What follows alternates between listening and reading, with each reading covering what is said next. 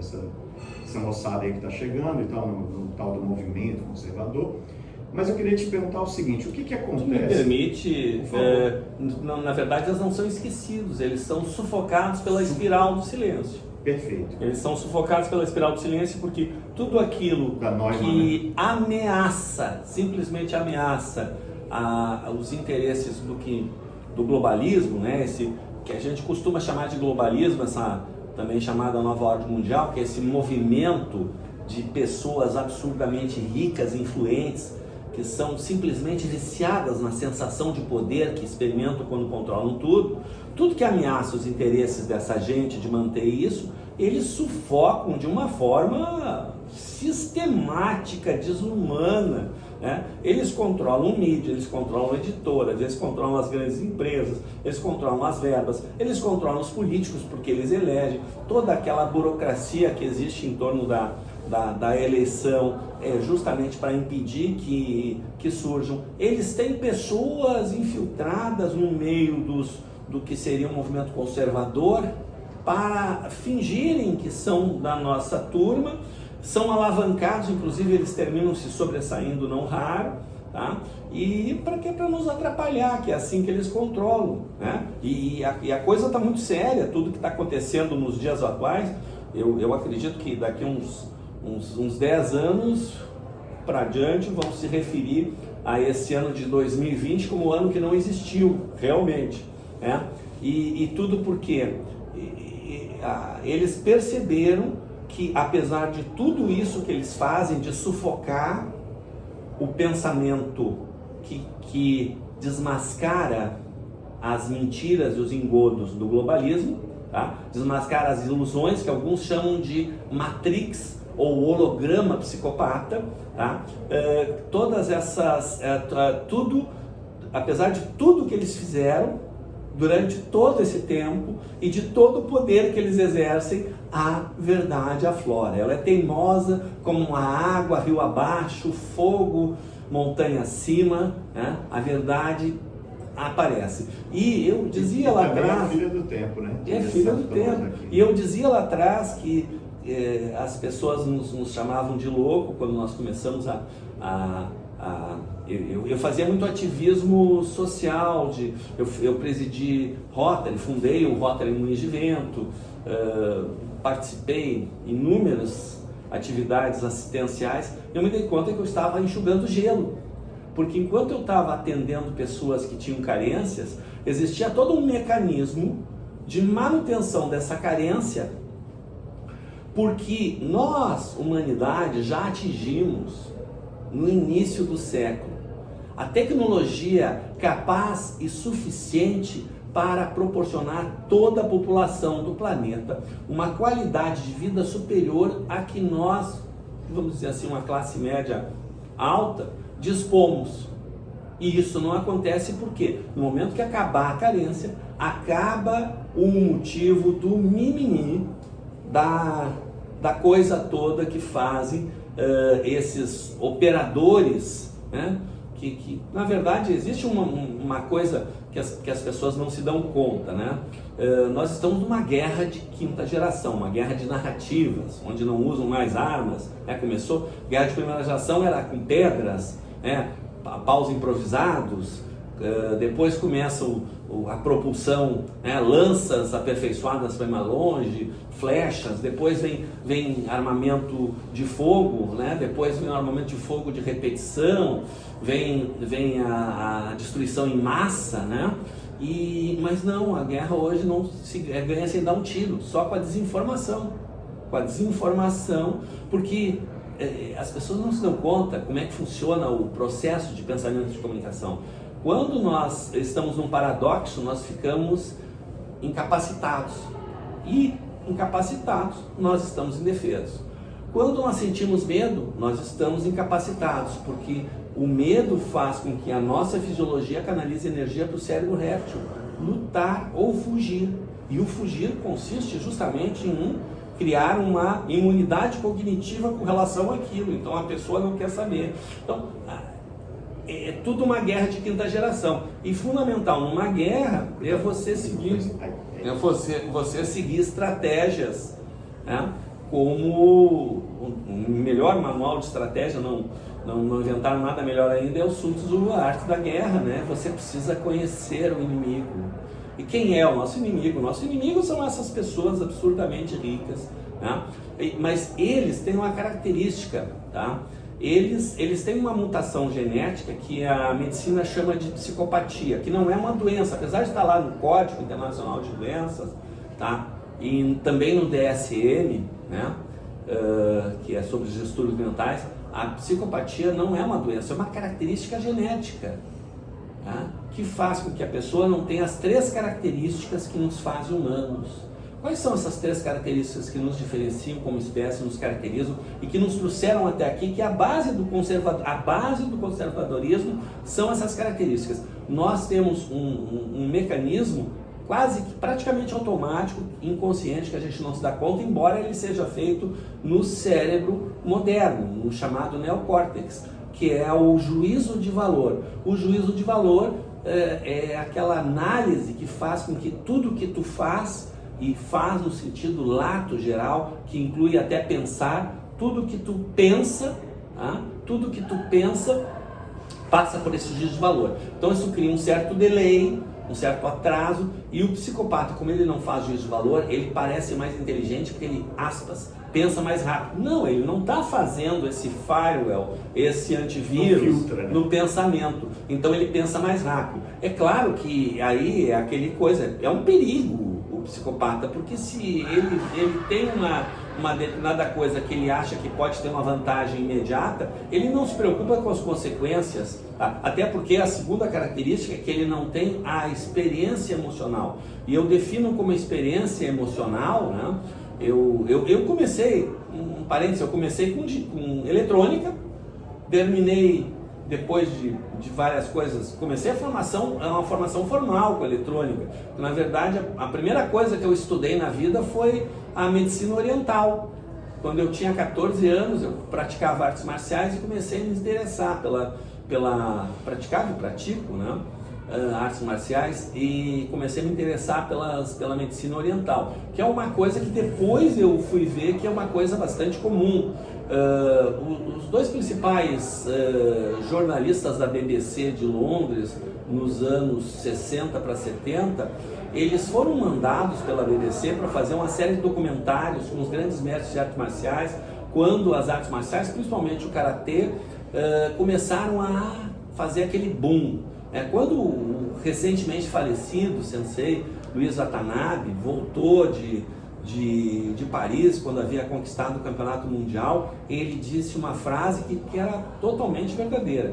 2 coisas vendiam no mundo naquele momento sem propaganda nenhuma: Coca-Cola e karatê.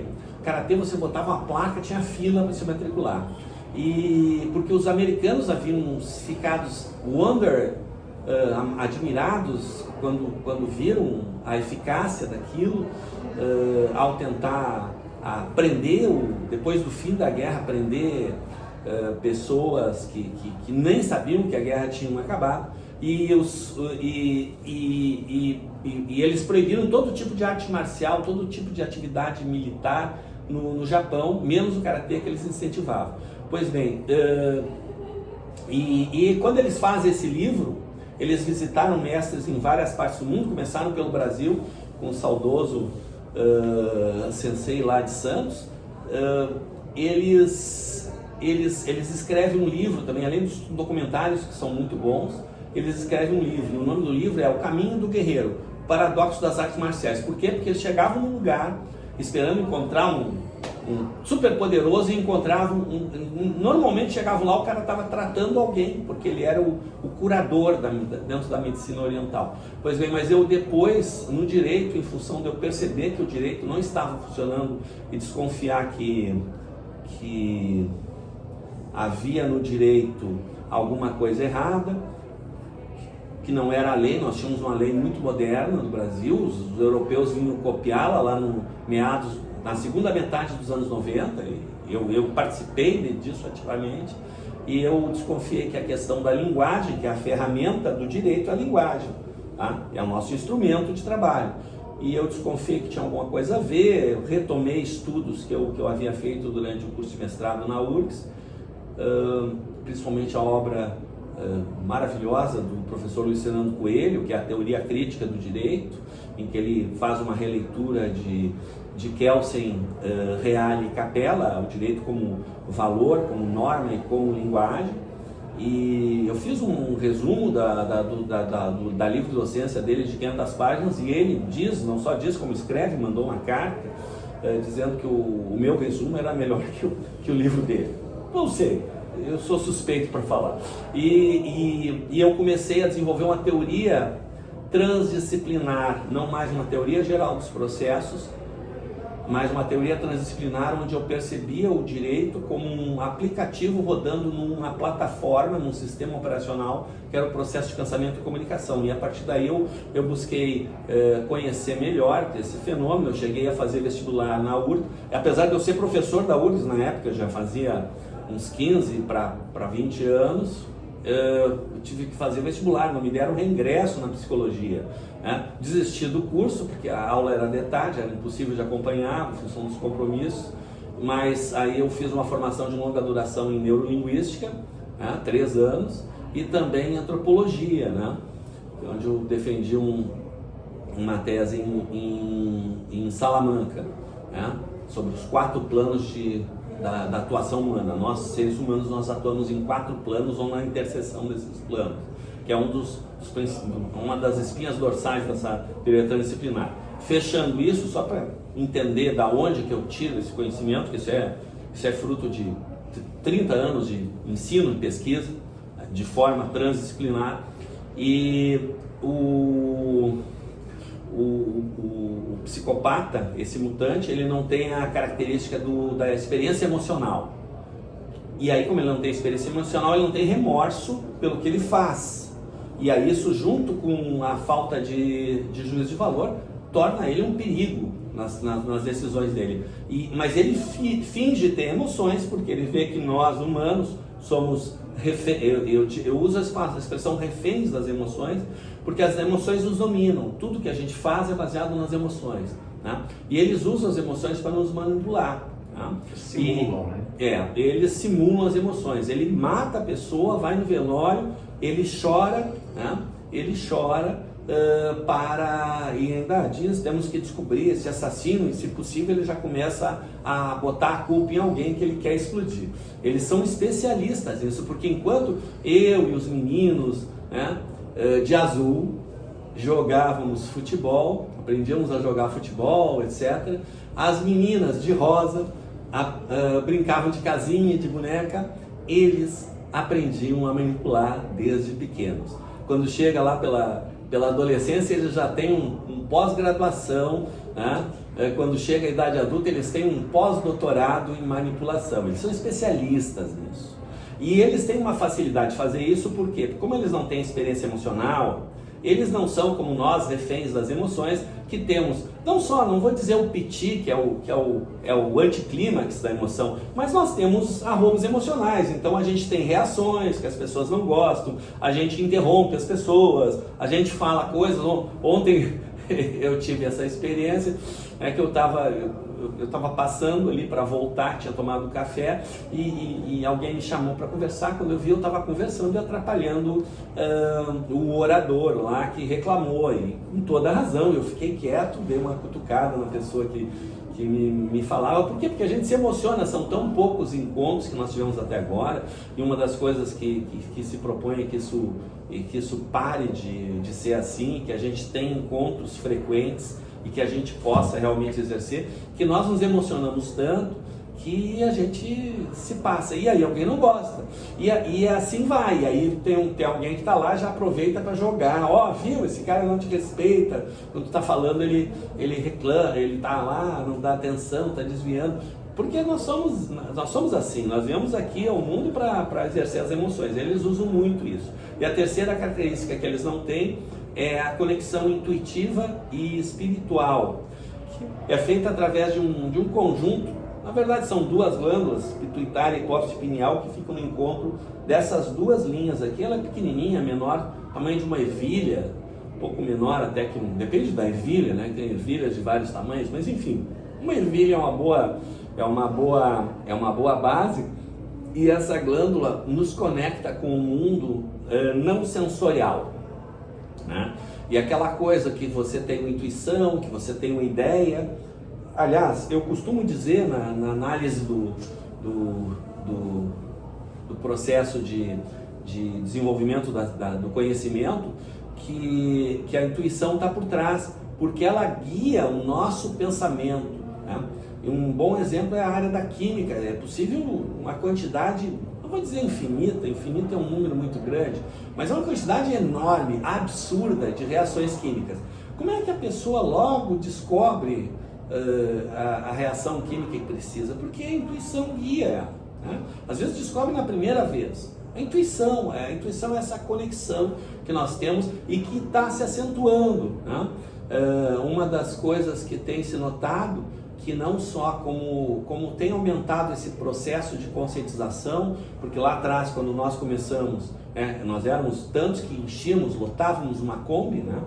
E hoje em dia, por quê? Porque cada pessoa que se conscientiza, ela passa por um período de catarse, que vai acomodando as ideias, ela vai aceitando e se perdoando pelas bobagens que ela se dá conta que fez, né? Erraram um ano este, tá? E vai aumentando, isso vai criando uma vibração positiva, tá? Uma vibração positiva, e isso está fazendo com que haja uma evolução. As crianças estão nascendo com capacidades intelectuais e inteligência emocional inacreditáveis. Os animais estão mostrando sinais de evolução.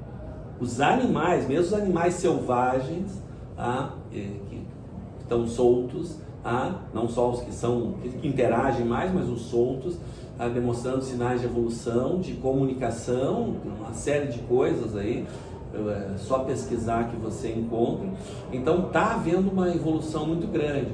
Mas essa questão de nós não somos perfeitos é justamente um dos aspectos que eles usam nesse processo de manipulação, porque eles fingem ser perfeitos. Para começar, que o psicopata tem uma tendência de parecer mais jovem, porque como ele não tem experiência emocional, ele não vai fazendo os vínculos que nós vamos fazendo, ele não tem aquela necessidade compulsória que nós temos de comer porcaria.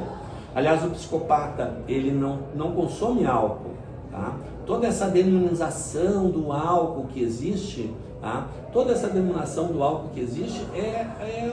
Faz parte do holograma psicopata, para facilitar com que o psicopata ele se camufle melhor, tá? Porque como ele não bebe álcool, tá? Ele terminava destoando num ambiente social que as pessoas estão ali bebendo um ou mais drinks, tal, e ele ficava com aquilo na mão a noite inteira, até que ele descobria que ninguém estava olhando, jogava dentro de um coisa, ou se livrava e tal. Quando fazia um brinde, ele tinha que botar aquilo na boca e não gostava. Por quê? Porque o que o álcool faz? Ele é um inibidor. Só que a primeira coisa que ele inibe é o centro inibitório, que é o que faz parte do mecanismo emocional. Como ele não tem isso, o que o álcool faz nele é reduzir a capacidade que ele tem de perceber e reduz a velocidade de pensamento dele e prejudica o processo de manipulação. Ele precisa fazer muito mais esforço se ele tomar se ele molhar o bico, como se costuma dizer, ele tem que fazer muito mais esforço para fazer aquele showzinho de manipulação dele. E eles são preguiçosos, porque uma das emoções, eles não têm nenhuma, mas uma das emoções importantes que nós temos é a motivação. Motivação que nos permite que a gente rode uma noite, às vezes em cima de um trabalho, não raro, voluntário, né? E que a gente se esforce, passe horas e horas, que nem se passou agora 7 de setembro, né? O dia inteiro na Paulista, naquele calor que chegou a ser infernal, um sol terrível, tá? Motivados para ajudar a construção de um mundo melhor, que é o que nos une, né?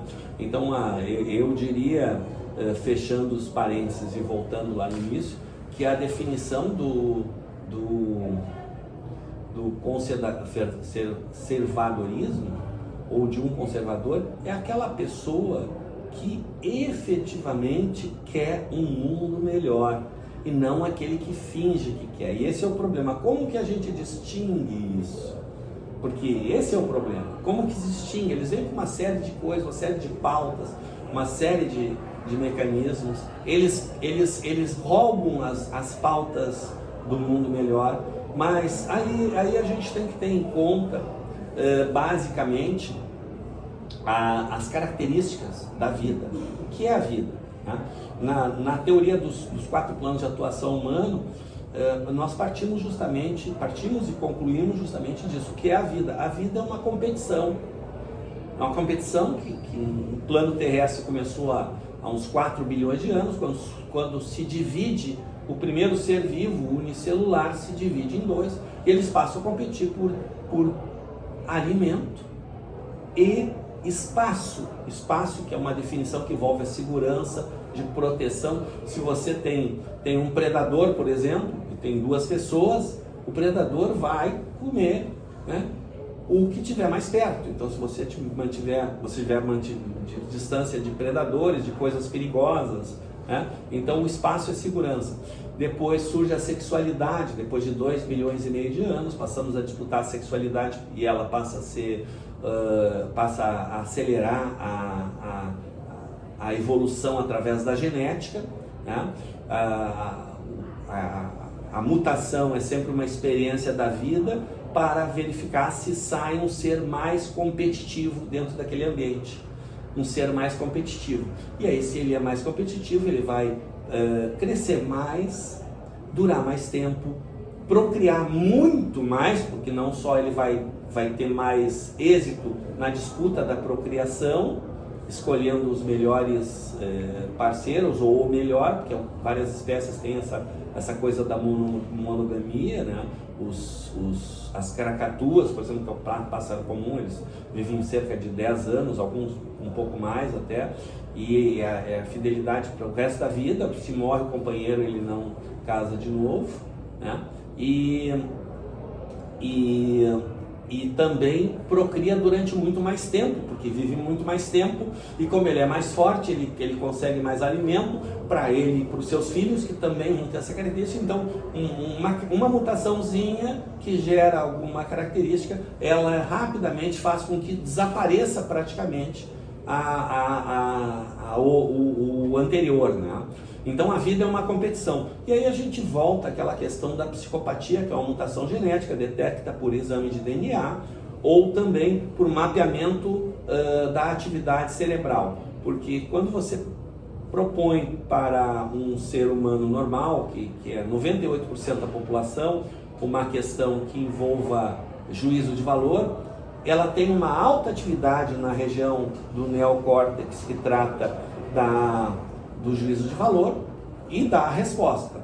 O psicopata, ele vai dar a resposta absolutamente correta, porque ele sabe o que está acontecendo, ele sabe que estão querendo identificar ele e ele quer se disfarçar. Porque o psicopata, como ele não tem motivação, ele não gosta de trabalhar, como ele sente prazer em manipular e quer manter isso, nós somos o brinquedo deles, tá? Nós somos o brinquedo deles. Volta lá, quando eu não falei aquilo à toa. Nós aprendemos a brincar de jogar futebol, e as meninas a brincar de casinha, e depois na idade adulta a gente faz outras coisas. Claro que estão ligadas lá, tem gente que joga futebol a vida inteira e tem meninos que jogam futebol a vida inteira. Não que futebol seja coisa de menino, o futebol, quando ele renasce nos Estados Unidos, né, ele cresce o futebol feminino também, porque não havia uma cultura, eles já tinham matado. O futebol existiu nos Estados Unidos até quando houve a quebra da Bolsa em 29, foi impressionante. Os cartolas, né, que é o nome que se dá aos dirigentes do futebol americano, do beisebol, do hóquei no gelo, nas regiões frias, do basquete e do boxe, eles se reuniram e tomaram uma decisão. O futebol estava crescendo muito, chegou a ter 200 equipes na Série A nos Estados Unidos. 200 equipes, tá, em 1929. E está crescendo muito, esses caras vão ocupar o espaço, vão sufocar, porque é um esporte muito, muito fácil de entender, tá? E ele tem uma dinâmica que se presta bem ao televisionamento, né? E transmissão por rádio também, ao público assistir, porque tu consegue assistir de longe e ver os detalhes, porque a bola é grande. Agora imagina beisebol, que a bola é menor e aí o cara dá uma atacada, o cara não enxerga a bola, não vê o que está acontecendo, né? Então é mais fácil de acompanhar. Não tinha o 4K na época.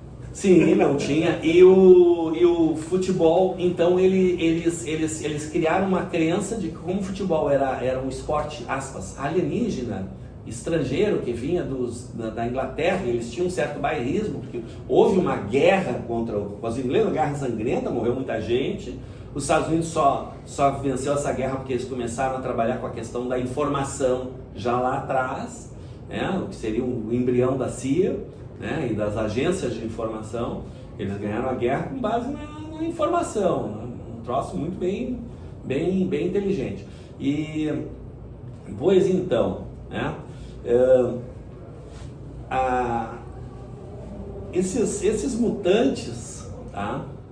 Esses mutantes é uma mutação genética. Então, quando você dá um teste para eles te dão a resposta correta. Só que eles não usam a parte do juízo de valor. Não tem atividade nenhuma. Eles usam a parte racional.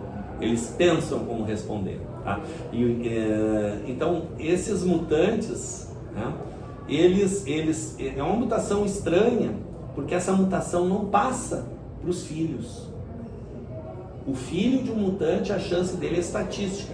E é uma estatística também muito estranha, que não faz sentido. Não faz sentido não passar para o filho, não parece ser uma coisa natural.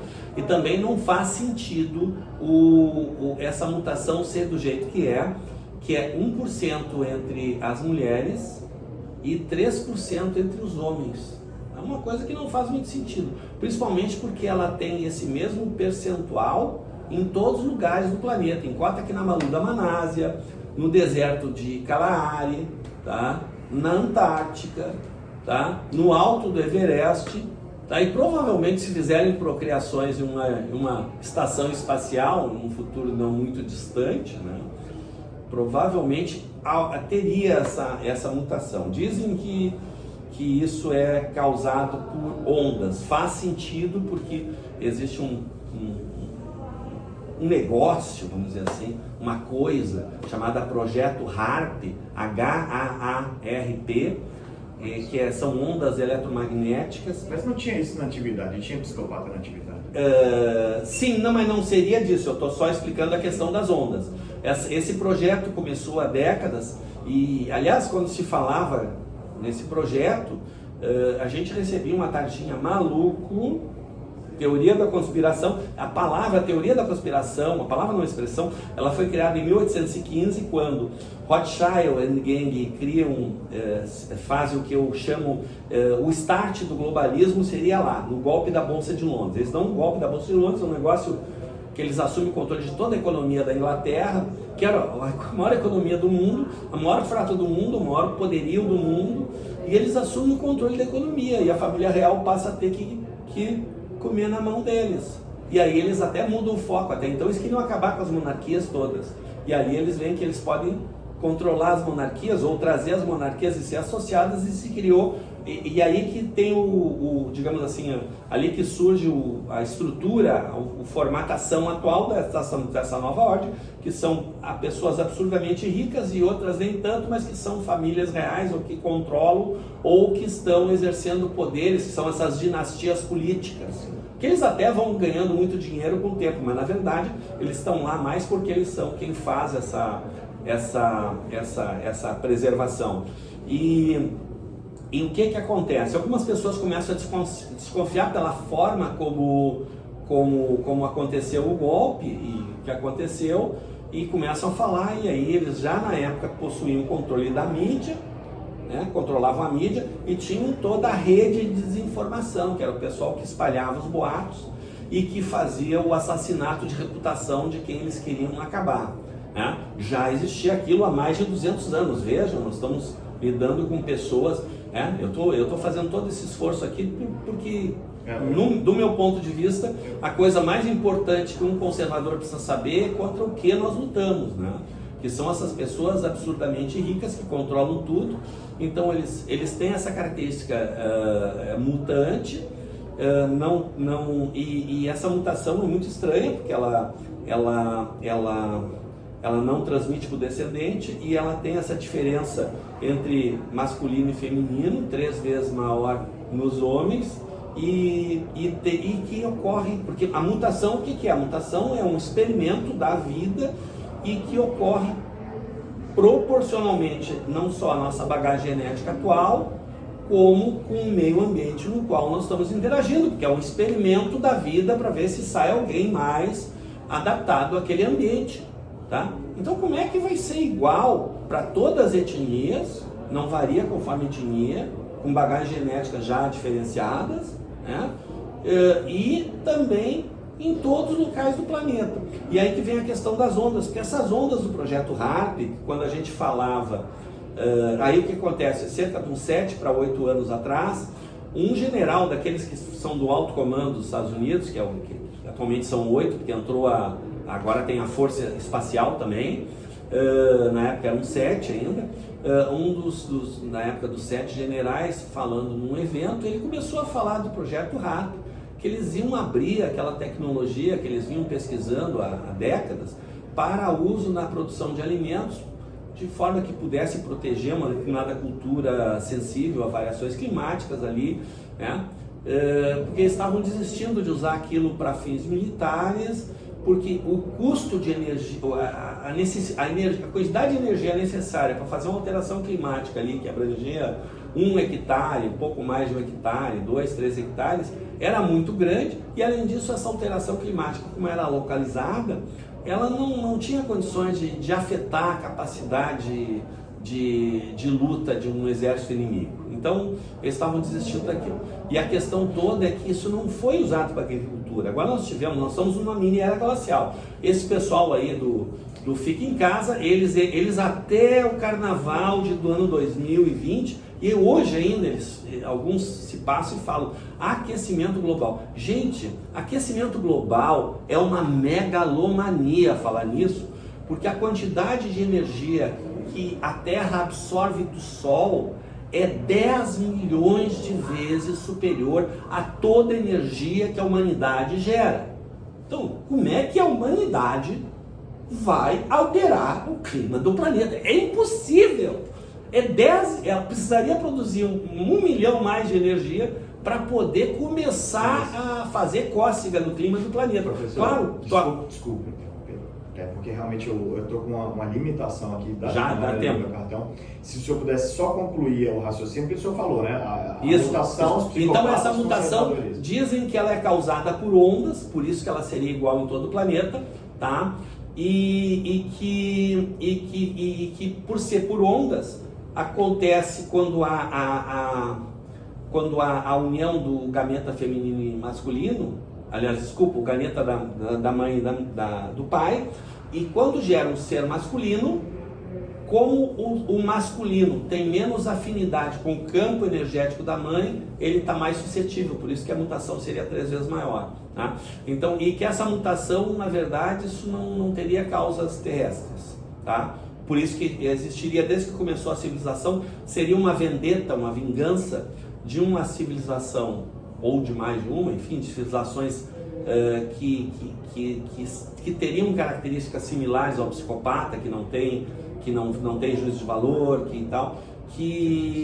porque o que acontece? Há 160 milhões de anos cai um meteoro, e esse meteoro ele extingue os répteis, digamos assim, os dinossauros que estavam desenvolvendo inteligência. Tem muitos trabalhos a respeito, tem filmes que abordam a questão da inteligência dos velociraptors. Então imagina que nível de inteligência, que nível de desenvolvimento teria atingido começando há 160 milhões de anos atrás. E que esse meteoro então teria acabado com isso, e que eles entendem que esse meteoro não caiu, ele foi derrubado. O que faz sentido porque o nosso sistema solar, ele tem um astro enorme chamado Júpiter. Ele tem 86% da massa do Sol. O Júpiter não gira em torno do Sol, ele gira em torno do eixo em comum, tá? Então, com esses dois astros, a possibilidade de cair um meteoro grande na Terra é alguma coisa que tende ao infinito do impossível, atende ao impossível. É possível ter acontecido, mas tende a zero. Tende a zero, praticamente zero. Tá? Então não caiu, ele foi derrubado por irmãos ultradimensionais que queriam evitar que desenvolvesse aqui uma civilização reptiliana. Então, como vendetta, eles usaram essa tecnologia. Né? É uma explicação que parece fazer sentido. Então, isso que está acontecendo, concluindo, né, digamos assim, o conservadorismo praticamente uma guerra religiosa dos filhos de Deus, que tem essa concepção espiritual, né, contra esse domínio, porque eles dominaram desde o começo da civilização, eles aprenderam a dominar a nós, não só em nível individual, como coletivo, como a própria sociedade, né? E um detalhe, a democracia nossa é baseada na democracia greco-romana, mas nós temos uma forma de viver completamente diferente, né? Basta ver obras como do Fustel de Coulanger, a Cidade Antiga, né, que descreve, e outras mais, né? Então, o conservadorismo seria, na verdade, aquela atitude de buscar aquilo que vai proporcionar o desenvolvimento humano, tá? E tendo em mente que toda a doutrina do socialismo, que na verdade foi criada, a palavra comunismo nasceu de uma reunião de banqueiros. Eles viram a desgraça, eu não vou falar aquela palavra com M, pontinhos, que foi a Revolução Francesa, a maior farsa a Revolução Francesa, tá? A maior farsa a Revolução Francesa, porque a liberdade, igualdade, fraternidade, o negócio era uma carnificina sem tamanho, e incontrolável. A divisão esquerda e direita era uma coisa artificial e que eles tentaram usar aquilo para controlar e que também não deu certo. Então eles chegaram à conclusão que eles precisavam de uma doutrina que tivesse pontos em comum com as principais formas de pensar para facilitar a sua aceitação e para reduzir a possibilidade de rejeição. Então, pontos em comum, comunismo. Né? Então, toda essa doutrina ela é uma ficção que parte do pressuposto, né, de que nós podemos pegar um pedaço de esterco pelo lado limpo, né, e de que as coisas podem ser ótimas. Não existe, né? A vida é uma competição, em competição sempre vai ter os que perderam. A vida é uma competição, e sem competição não há progresso nem produção de bens e de alimentos, né? A questão toda nós podemos ter uma competição sadia em que mesmo aqueles que ficam em segundo, terceiro, etc., tenham acesso a bens porque a tecnologia nos permite. Só que eles não deixam isso acontecer. Tudo isso que está acontecendo é que eles ficaram desesperados, que perceberam que estavam perdendo. O Chico Xavier fala disso em 1971 no programa Pinga Fogo. A nova era de prosperidade que viria para a humanidade, através da conscientização e do desenvolvimento tecnológico, é claro, né? E eles querendo deter isso, eles criaram primeiro ondas de terror. Não funcionou. Nós temos um sistema de inteligência muito bem montado no Brasil e que impediu que o terrorismo avançasse. Primeiro, evitou que a tragédia, aquela de Brumadinho, fosse muito maior, como deveria ser, proporcionalmente ao volume de toxinas que havia, do que de Mariana. Houve uma ação eficaz, detendo os efeitos, né? Que aquilo poderia acabar com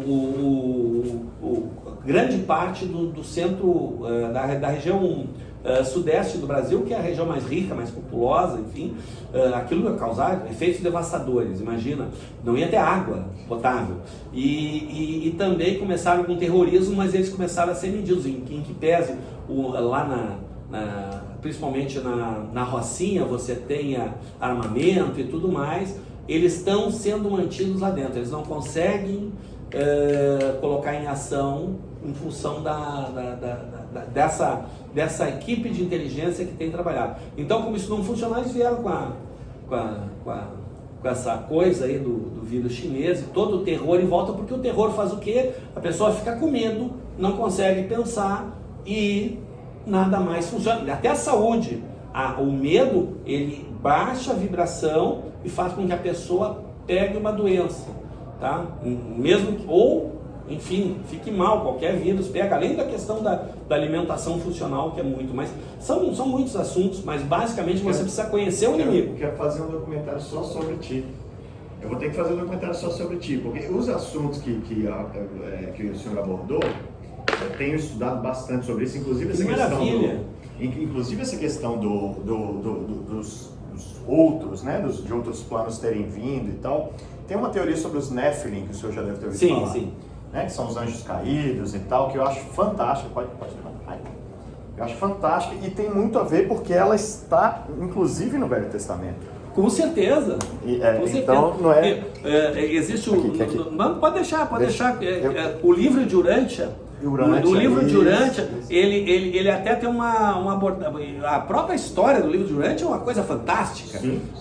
O livro de Urântia, ele coloca que Jesus teria elaborado o plano da qual nós somos operadores há 3.000 anos atrás. Ele levou 1.000 anos para conseguir regredir da dimensão onde se encontra até conseguir encarnar aqui, e que ele fez da vida dele um exemplo para gerar tudo isso. E como ele sabia que até as escrituras, né, podia prever então, e o mais interessante é a questão de você ver que as coisas que eles fazem as coisas e as coisas terminam se voltando contra eles. Eles fazem as coisas se voltam contra eles. Eles tentam e acabam... E, por exemplo, essa fraudemia, tá? É um melhor exemplo. Tá? Quem é que... Tá morrendo muita gente boa, tal, mas tá morrendo muito mais gente deles do que nós. Isso é verdade.